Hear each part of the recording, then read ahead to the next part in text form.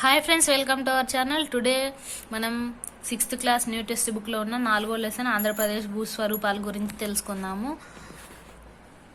చూడండి, ఇక్కడ ఏమి ఇచ్చారంటే ఆంధ్రప్రదేశ్ భూస్వరూపాలు ఎన్ని రకాలంటే 3 రకాలు.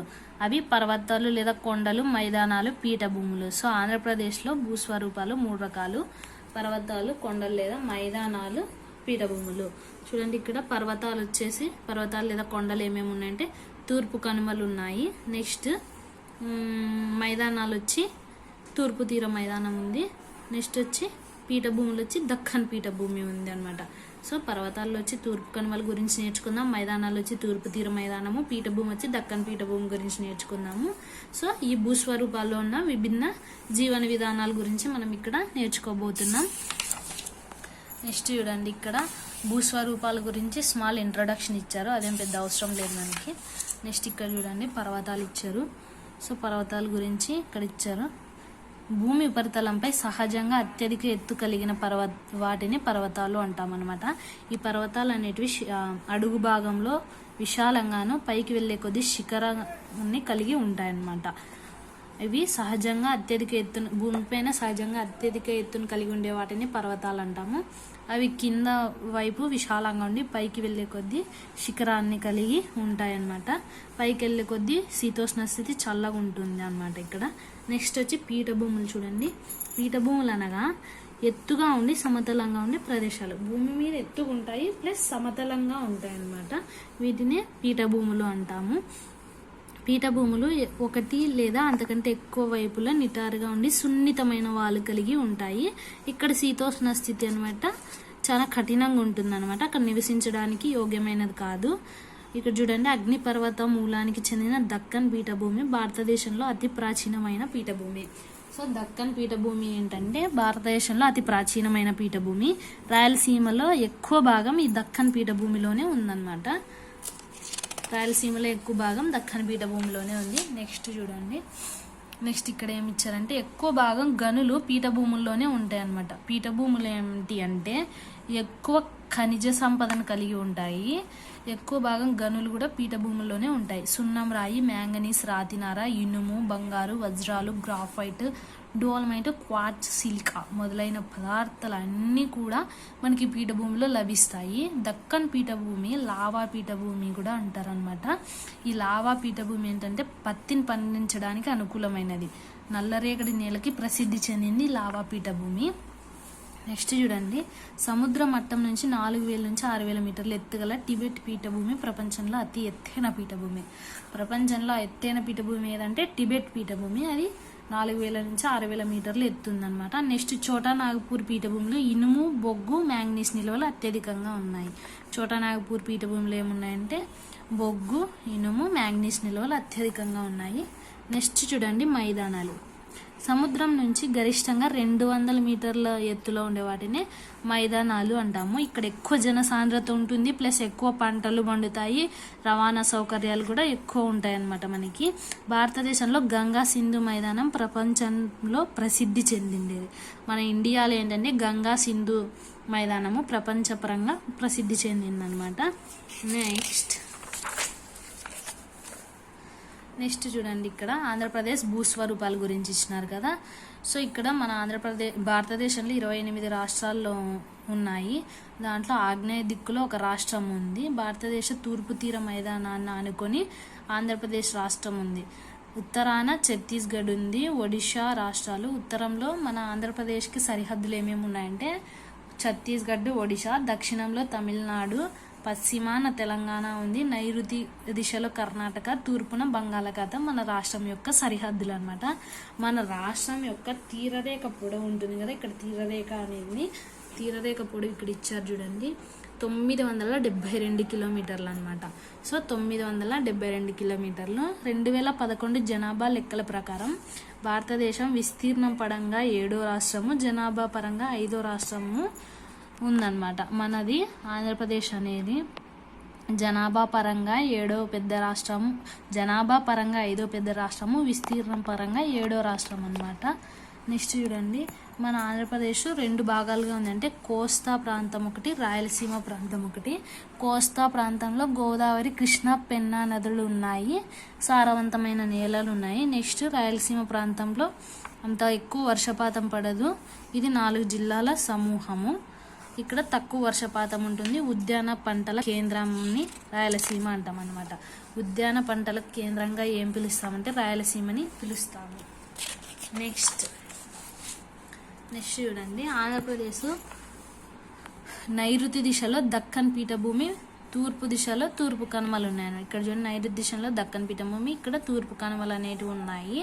నెక్స్ట్ ఈ కొండలు, ఈ తూర్పు కనుమలు 900 మీటర్ల కంటే ఎక్కువ ఎత్తుతో కూడి ఉన్నాయన్నమాట. ఈ తూర్పు కనుమలు 900 మీటర్ల కన్నా ఎక్కువ ఉన్నాయి. వైఎస్ఆర్ కడప, తూర్పుగోదావరి, పశ్చిమ గోదావరి, చిత్తూరు, కర్నూలు, విజయనగరంలో ఈ కొండలు ఉన్నాయి. ఇవి ఎక్కడెక్కడ ఉన్నాయి అని అడగచ్చు అనమాట. తూర్పు కనుమలు విస్తరించిన రాష్ట్రాలు ఏవేవి అంటే వైఎస్ఆర్ కడప, తూర్పుగోదావరి, పశ్చిమ గోదావరి, విశాఖపట్నం, చిత్తూరు, కర్నూలు, విజయనగరం అన్నమాట. ఇవి చూడండి, ఇవి ఉత్తర భాగంలో కొండలు వరుసలు ఎక్కువ ఉన్నాయి. సుమారు 1200 మీటర్లు సగటెత్తులో పర్వతాలను పోలి ఉన్నాయి. 1690 మీటర్ల ఎత్తుగల అరకులోని అరోమకొండ జిందగడ మన రాష్ట్రంలో ఎత్తైన శిఖరం. సో క్వశ్చన్ ఇవ్వచ్చండి ఇక్కడ, ఆంధ్రప్రదేశ్లో తూర్పు కనుమల్లో ఎత్తైన శిఖరం ఏది అంటే అరకులోయలోని అరోమకొండ. దాని ఎత్తు వచ్చి 1690 మీటర్లు. ఇది గుర్తుపెట్టుకోండి. నెక్స్ట్ ఇక్కడ చూడండి, పోలవరం ప్రాజెక్టు నిర్మించడానికి తెలంగాణ రాష్ట్రంలో ఖమ్మం జిల్లాలోని ముంపు మండలాలు ఆంధ్రప్రదేశ్లో విలీనం చేయబడినాయి. అవి ఏంటంటే వరరామచంద్రపురము, కూనవరము, చింతూరు, భద్రాచలం గ్రామం తప్ప ఈ మిగిలినవన్నీ తూర్పుగోదావరి జిల్లాలో విలీనం చేశారు. బూర్గుంపాడు, కుక్కనూరు, వేలేరుపాడు మండలాలు వచ్చి పశ్చిమ గోదావరి జిల్లాలో విలీనం చేసినారనమాట. ఇక్కడ చూడండి, మనకి కొండల పేర్లు ఇచ్చినారు, అవి ఏ జిల్లాల్లో ఉన్నాయి ఇచ్చారు. సో ఇది చాలా ఇంపార్టెంట్ అండి. కావాలంటే మీరు రాసి పెట్టుకోండి, ఇక్కడ చూపిస్తున్నాను కదా. సో వీటి మీద క్వశ్చన్ వచ్చే అవకాశం ఉంది.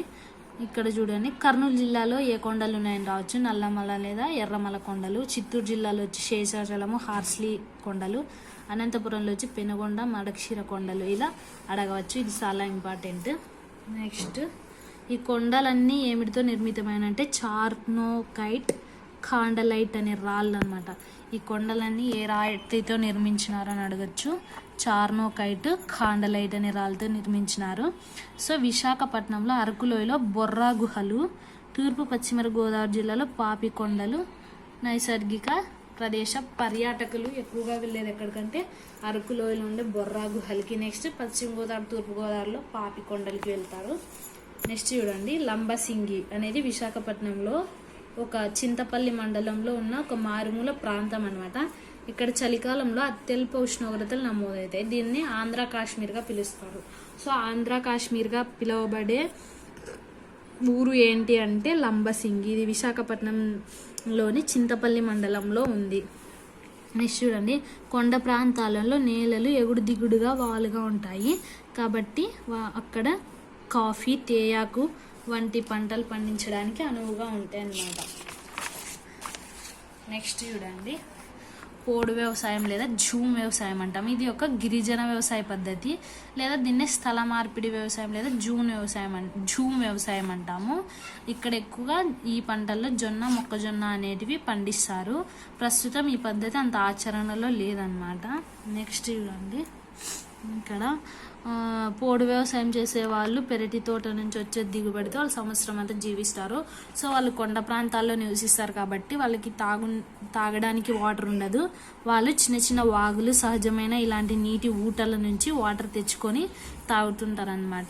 సో అరకు లోయలో కాఫీ పండించడం ప్రపంచంలోనే ప్రసిద్ధి చెందిందనమాట. అరకు కాఫీ ఏంటంటే ప్రపంచంలోనే ప్రసిద్ధి చెందిన కాఫీ రకము.